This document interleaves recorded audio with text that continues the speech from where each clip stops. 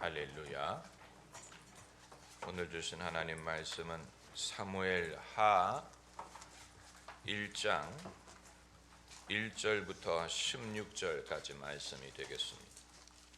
구약성경 463면 사무엘하 1장 1절부터 16절까지 우리 함께 읽겠습니다. 사울의 죽은 후라 다윗이 아말렉 사람을 도륙하고 돌아와서 시글락에서 이틀을 유하더니 제3일에 한 사람이 사울의 그 옷은 찢어졌고 머리에는 흙이 있더라. 저가 다윗에게 나와 땅에 엎드려 절하매 다윗이 저에게 묻되 너는 어디서 왔느냐? 대답하되 이스라엘 진에서 도망하여 왔나이다. 다윗이 가로되 일이 어떻게 되었느뇨? 너는 내게 고하라. 저가 대답하되 군사가 전쟁 중에서 도망하기도 하였고 무리 중에 엎드려져 죽은 자도 많았고 사울과 그 아들 요나단도 죽었나이다. 다윗이 자기에게 고하는 소년에게 묻되 사울과 그 아들 요나단이 죽은 줄을 내가 어떻게 아느냐?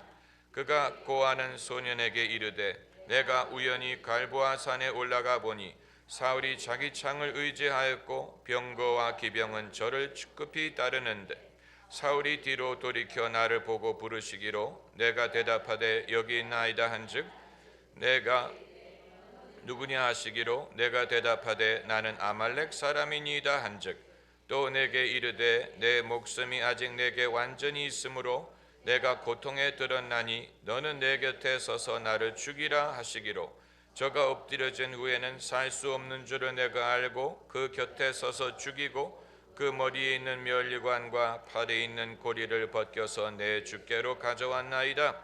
이에 다윗이 자기 옷을 잡아 찢음에 함께 있는 모든 사람도 그리하고 사울과 그 아들 요나단과 여호와의 백성과 이스라엘 족속이 칼의 죽음을 인하여 저녁 때까지 슬퍼하여 울며 금식하니라. 다윗이 그 고한 소년에게 묻되 너는 어디 사람이냐? 대답하되 나는 아말렉 사람 곧 외국인의 아들이니이다. 다윗이 저에게 이르되 내가 어찌하여 손을 들어 여호와의 기름 부음 받은 자 죽이기를 두려워하지 아니하였느냐 하고 소년 중 하나를 불러 이르되 가까이 가서 저를 죽이라 하매 그가 치매 곧 죽으니라. 다윗이 저에게 이르기를 내 피가 내 머리로 돌아갈지어다. 내 입이 내게 대하여 증거하기를 내가 여호와의 기름 부음 받은 자를 죽였노라 함이니라 하였더라. 아멘. 다윗은 왜 자기가 장차 임금이 될 줄 알면서도 사울을 그렇게 공경하고 누가 사울을 해하려고 할 때마다 기름 부음 받은 자를 건드리면 안 된다고 말을 하느냐? 그것은 하나님의 기름 부음을 존중했기 때문뿐만이 아니고 다윗 자신이 이스라엘의 임금이 될 명분이 하나님이 그에게 기름 부음을 주셨기 때문입니다. 그러니까 다윗이 임금이 될 수 있는 이유는 그가 왕의 아들이기 때문도 아니고 이스라엘의 유력한 가문의 자손인 것 때문도 아니고 자신이 큰 부자이기 때문도 아니고 오로지 하나님이 다윗에게 기름을 부으셨기 때문인데 만일 자기가 기름 부음 때문에 이스라엘의 임금이 될 사람이면서 하나님이 사울에게 부으신 기름 부음을 그것을 폄하하고 무시하게 되면 그건 자기 자신의 기름 부음을 부인하는 것과 마찬가지가 되는 것입니다. 당시 이스라엘은 당연히 민주주의 국가가 아니지요. 국민들이 투표를 해서 임금을 뽑는 것이 아닙니다. 또 다윗 자신이 무슨 큰 권세를 가졌기 때문에 임금이 될 수 있는 것도 아닙니다. 또 다윗이 백성에게 인기가 있기는 하지만 그 인기 하나만으로 임금이 될 수 있는 것도 아닙니다. 가장 큰 대의 명분은 하나님이 다윗에게 기름을 부으셨다 하는 것입니다. 그것이 가장 큰 대의 명분이에요. 다윗은 그 사실을 알고 있습니다. 여러분, 우리가 하나님의 자녀가 될 수 있는 유일한 길은 은혜를 얻었기 때문인데, 우리 자신이 은혜를 얻어서 하나님의 자녀가 됐는데 남에게 주신 은혜를 부인할 수 없습니다.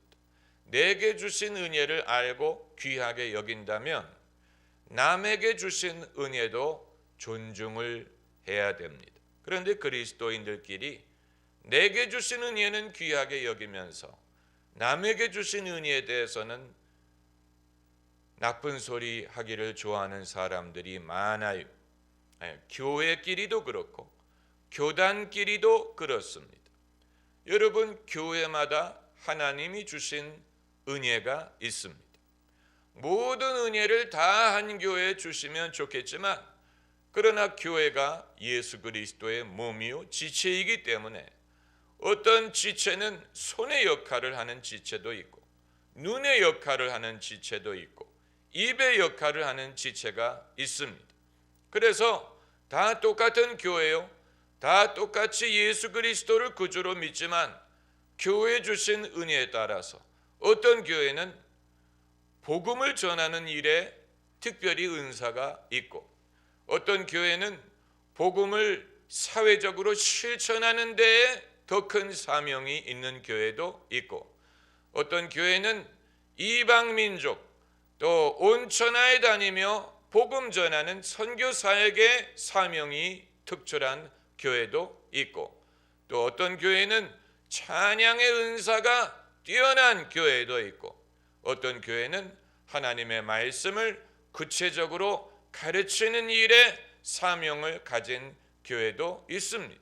사도 바울이 그 당시에 사람들에게 명망이 있었던 사도들의 이름을 거명하면서 아볼로, 게바, 또 바나바 자신, 뭐라고 말했냐면, 나는 씨를 심었으되 아볼로는 물을 주었다, 이런 식으로 각자에게 하나님이 주신 사명이 다르고, 그리고 너희가 내 이름으로 세례를 받았느냐, 예수님의 이름으로 세례를 받지 않았느냐, 게바나 아볼로나 나나 다 주님의 종일 뿐이다, 이런 식으로 이 하나님의 종이 다 하나님의 은혜를 받아서 하나님이 주신 사명대로 일하는 것뿐이지, 아볼로가 더 위대한 것도 아니고 게바가 더 위대한 것도 아니고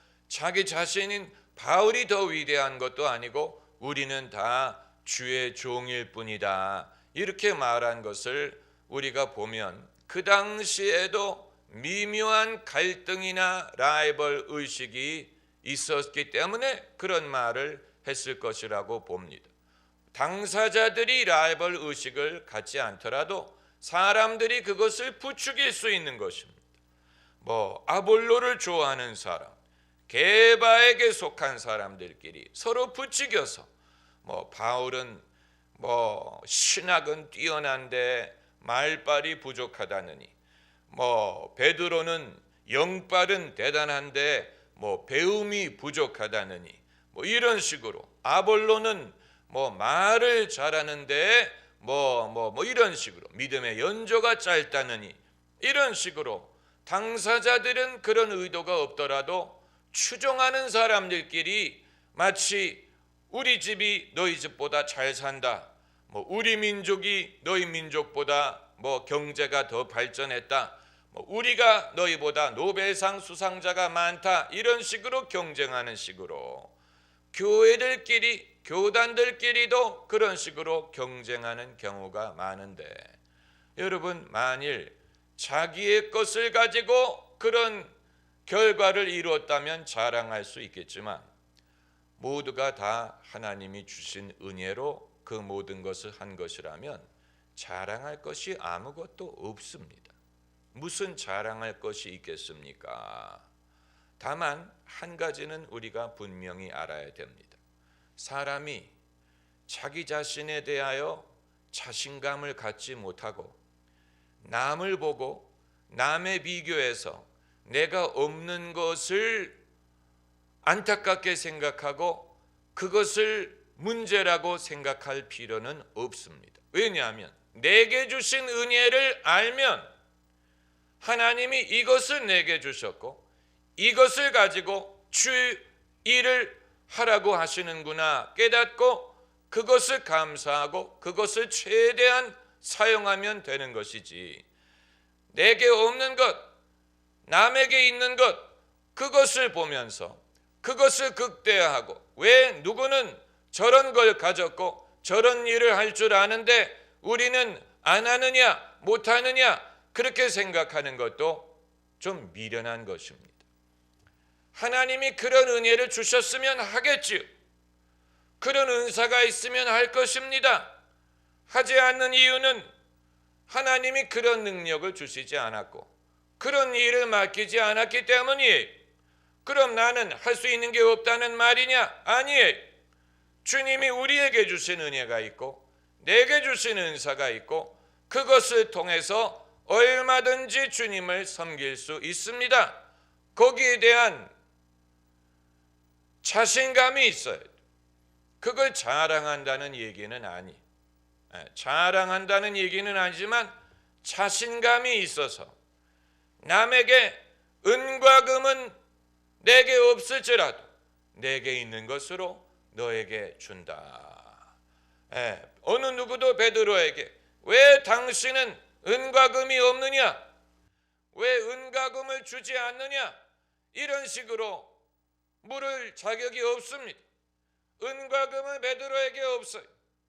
그렇다고 베드로가 아무것도 없는 건 아니에요. 베드로에게 있는 것이 있고 그것으로 주면 됩니다. 그것을 은과 금보다도 더 필요로 하는 사람들이 세상에는 많이 있습니다. 그렇기 때문에 베드로가 자기에게 은과 금이 없는 것 때문에 한탄할 필요가 없고 은과 금이 있는 사람을 부러워할 필요가 없어요. 은과 금이 없더라도 베드로에게 있는 것이 있어요. 그걸 아는 것이 중요합니다. 내게 주신 은혜를 알고 그것을 최대한 사용할 수만 있으면 얼마든지 남들도 얻지 못하는 결과를 얻을 수 있다는 사실을 믿어야 됩니다. 그리고 누가 너는 왜 남은 은과 금이 있는데 너는 없느냐? 라고 물을 때 정말 맞아. 왜 우리는 은과 금이 없을까? 베드로요. 왜 우리는 은과 금을 갖지 못합니까? 좀 기도합시다. 은과 금을 달라고 기도합시다. 그 사람은 뭔가를 모르는 것입니다. 하나님이 이후에 은과 금을 주실 수 있겠죠. 그러나 아직 안 주셨다면 이유가 있는 것이고,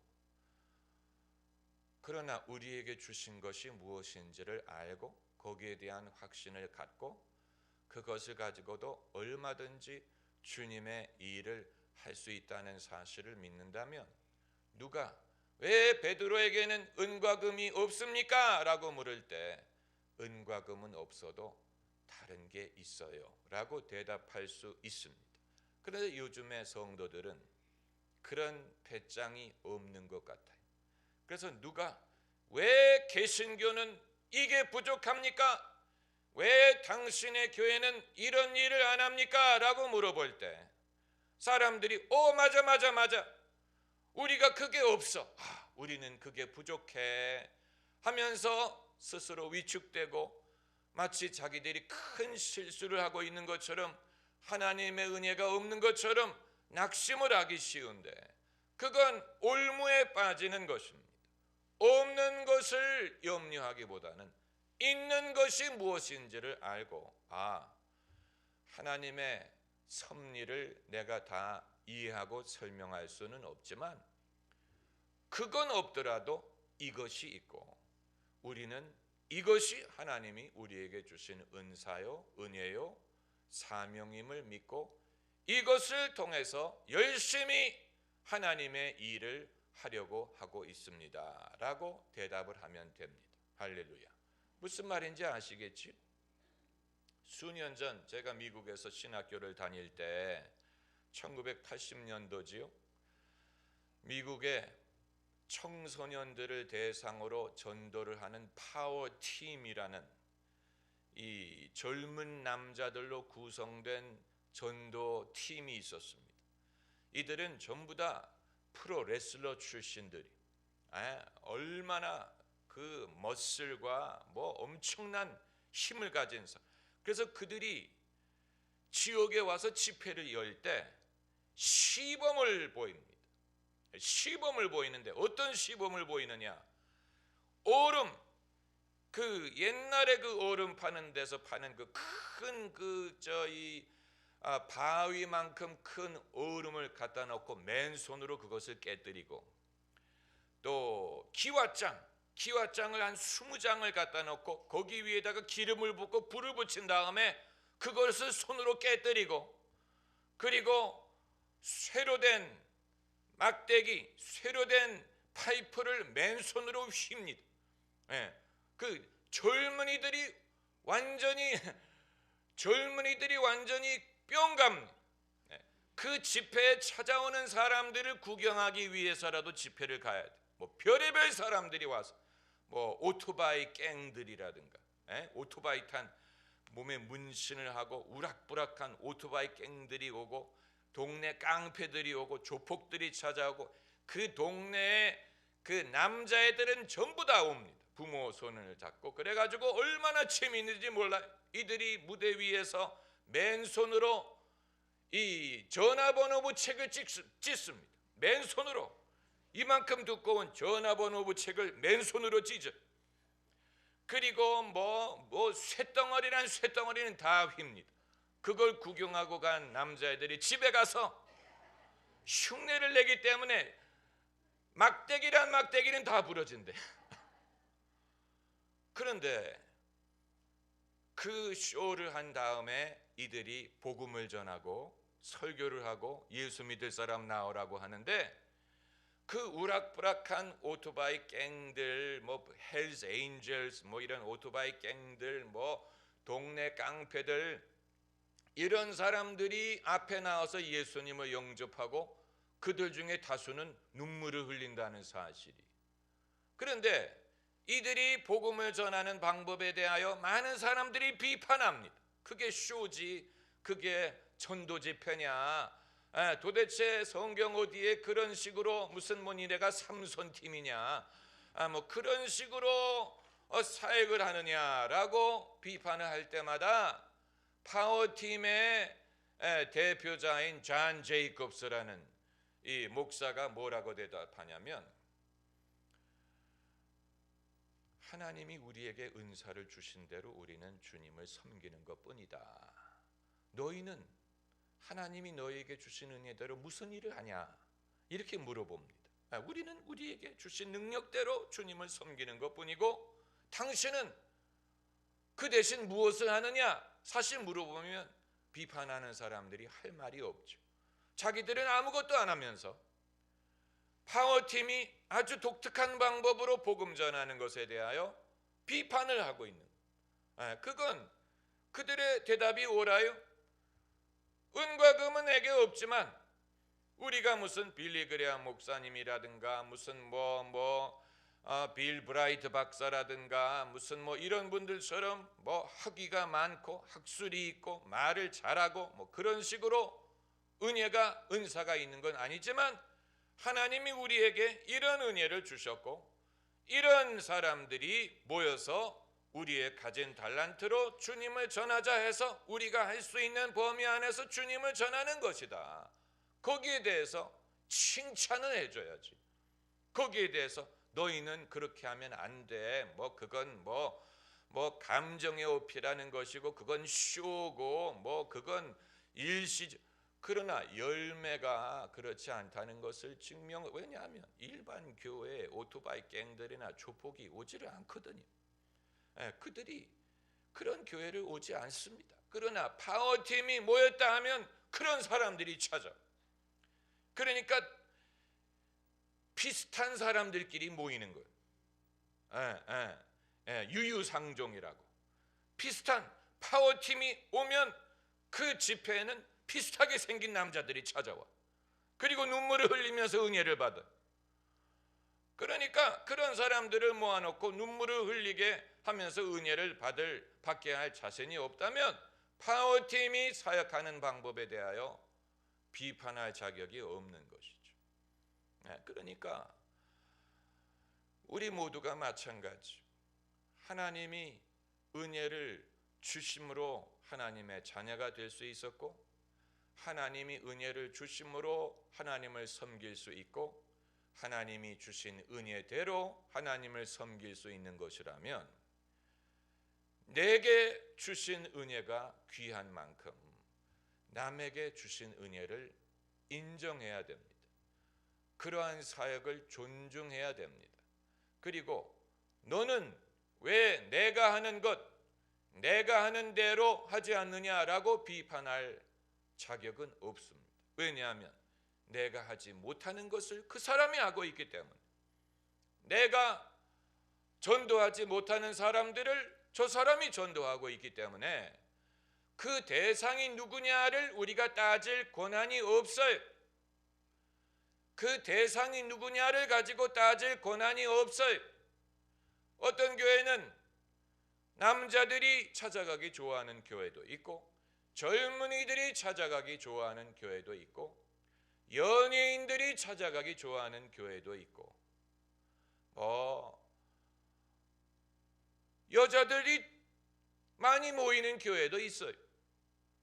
이 서울 변두리에 있는 어느 교회에 제 옛날 토론토 목사님이 한번 강사로 찾아가셨는데, 그 교회는 교인들의 80%가 여자예요. 80%가 여자예요. 그걸 보고 어떤 사람은 그건 목회 잘못하는 거다. 남자가 50%, 여자가 50%여야지 왜 여자가 그렇게 많으냐? 그건 목회를 잘못하는 거다 라고 말하는 사람이 있다면 그 사람은 뭔가 잘못 생각하는 것입니다. 남자가 20%라는 사실만을 보고 비판할 게 아니고, 여자가 그렇게 많이 모인다는 것은 그들에게 은혜가 되기 때문에 그런 것이고, 사람이 원한다고 그렇게 되는 게 아니에요. 목사가 나는 여자들이 좋아서 여자들을 많이 오게 해야지 한다고 그렇게 되는 게 아니에요. 사람이 그렇게 할 수 있는 게 아니에요. 하나님이 하시는 일이에요. 하나님이 그런 식으로 은혜를 주셨기 때문에 가능하게 되는 거예요. 그렇기 때문에 왜 너희 교회는 남녀 비율이 그렇게 차이가 나느냐라고 비판할 수 없어요. 그런 식으로 은혜를 주시기 때문에 그렇게 되는 것이죠. 또 다른 교회는 점잖은 남자 신사들이 가기를 좋아하는 그런 교회도 있습니다. 그건 설명할 수 없는 것입니다. 왜 남자들이 그 교회를 그렇게 찾아가느냐? 은혜가 되기 때문에 찾아가는. 그걸 가지고 나도 저 교회 가서 어떻게 신사들을 전도할까를 배워야 되겠다. 그래서 우리 교회를 신사교회라고 이름을 줘야 되겠다. 그렇게 되는 게 아니에요. 하나님이 그분에게는 그런 은사를 주셨기 때문에 신사들이 찾아가고, 이분에게는 다른 은사를 주셨기 때문에 숙녀들이 찾아가는 거예요. 그건 하나님이 주신 은혜입니다. 젊은이들, 여러분 그런 말 많이 들어보셨죠? 젊은이들이 많아야지 미래가 있지. 맞는 말이에요. 정답이에요. 그러나 젊은이들이 특별히 많이 모이는 교회가 있어요. 그 이유는 그들이 찬양을 많이 해서도 아니고, 목회자가 젊은이들의 취향에 맞는 옷을 입어서도 아니고, 젊은이들에게 은혜가 되기 때문에 그런 것이고, 그건 사람이 정할 수 있는 일이 아니고 하나님이 하시는 일입니다. 그건 흉내낼 수 있는 일이 아니에요.